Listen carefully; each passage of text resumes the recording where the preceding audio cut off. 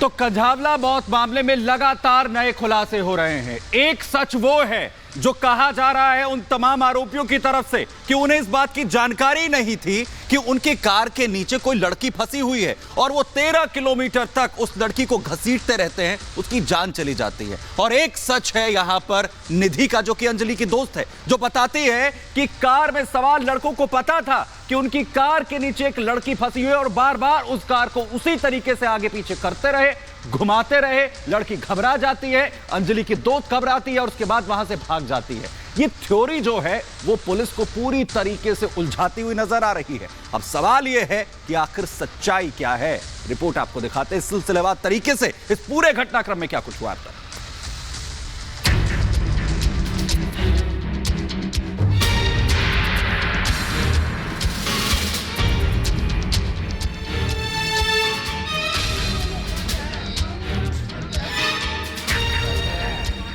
ये अपने घर में जो 2 एक्स्ट्रा बेडरूम है उसमें होम स्टे बिजनेस करके महीने का 60,000 कमा रहे हैं। आपको भी ये करना है तो फ्रीडम ऐप को अभी डाउनलोड कीजिए। कंझावला केस में लगातार खुलासे होते हुए नजर आ रहे हैं, लेकिन पुलिस अभी तक पूरा घटनाक्रम तक नहीं जान पाई है। वहीं सामने आते नए सीसीटीवी फुटेज भी कई खुलासे कर रहे हैं। अब एक होटल से आई तस्वीरों और मृतका की एक दोस्त के साथ उसके साथ होने के खुलासे ने मामले को नया मोड़ दे दिया है। यह वही होटल है जहां घटना से पहले मृतका पहुंची थी।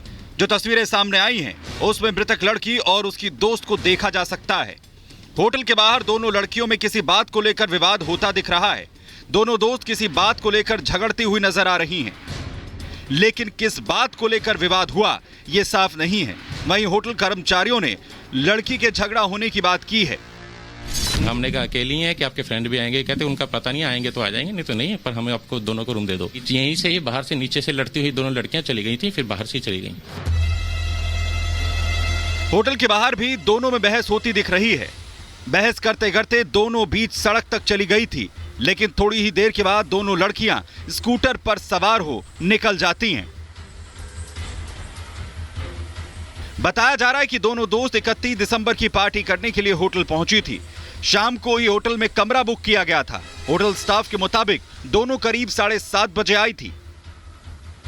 2 लड़कियों ने रूम लिया था हमसे। 2 लड़कियों ने रूम लिया था, ठीक है, जैसे अपना पार्टी वार्टी करती हैं तो करती होंगी। दोनों लड़कियां नशे में भी थी।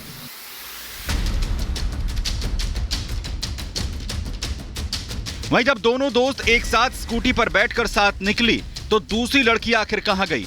उसने क्यों घटना की जानकारी पुलिस को नहीं दी? ये सवाल सबसे बड़े थे। वहीं पुलिस ने मृतका के साथ उसकी दोस्त के साथ होने की बात भी साफ की और बताया कि वो लड़की भी पुलिस के साथ संपर्क में है और उससे पूछताछ की जा रही है।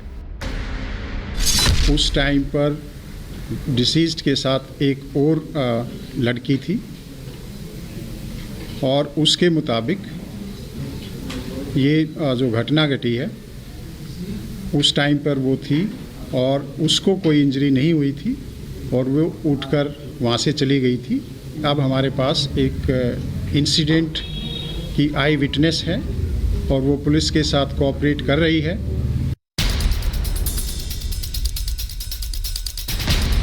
वहीं जिस होटल के बाहर पीड़ित और उसकी दोस्त का झगड़ा होता है और जहां पीड़ित का शव मिलता है, उन दोनों जगह की दूरी करीबन 13 किलोमीटर की है। अब जो पड़ताल हुई है उसमें सामने आया है कि पीड़ित कार के नीचे करीब 13 किलोमीटर तक घसीटी गई थी। वहीं पोस्टमार्टम रिपोर्ट से भी यह खुलासा हुआ है कि सड़क पर घसीटने और सिर और शरीर के दूसरे हिस्सों में गंभीर चोटों की वजह से लड़की की जान गई। वहीं मृतक लड़की के शव का पोस्टमार्टम कर शव परिजनों को सौंप दिया गया है। परिवार के सदस्य पोस्टमार्टम की रिपोर्ट से संतुष्ट नजर आए। कहा कि रेप नहीं किया गया, मामला हत्या का है और हत्या के लिहाज से जांच की जाए।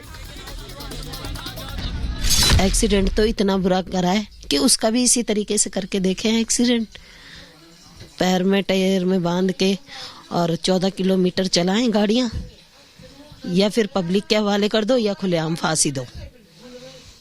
वो भी जल्द से जल्द, ये नहीं कि 1-2 साल लगा देना, नहीं, हमें अभी फांसी चाहिए 24 घंटे के अंदर अंदर।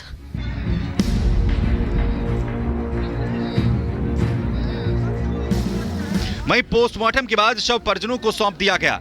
इसके बाद परिवार ने अंतिम संस्कार की प्रक्रियाएं पूरी की, लेकिन अंतिम संस्कार में बड़ी संख्या में परिवार और आसपास के लोग पहुंचे। मामले में पुलिस के रवैये और जांच पर सवाल उठाते हुए मृतका के लिए न्याय की मांग की। लोगों का गुस्सा यहां एक बार फिर से देखने को मिला। दिल्ली पुलिस अगर थोड़ा सा चुस्ताई दिखाती उस दिन तो शायद ये घटना नहीं होती, क्योंकि 31 को दिल्ली पुलिस चप्पे चप्पे पर तैनात होती है, मगर मुझे समझ नहीं आया कि उस दिन चप्पे चप्पे में हमारी दिल्ली पुलिस कहाँ थी। दिल्ली पुलिस भी बार बार जो है अपनी प्रेस कॉन्फ्रेंस करके बयान बदल रही है, बार बार एफआईआर में जो भी धाराएं वो भी बदल रही है, तो सारा संदेह जो है दिल्ली पुलिस के अधिकारियों और कर्मचारी के ऊपर जा रहा है।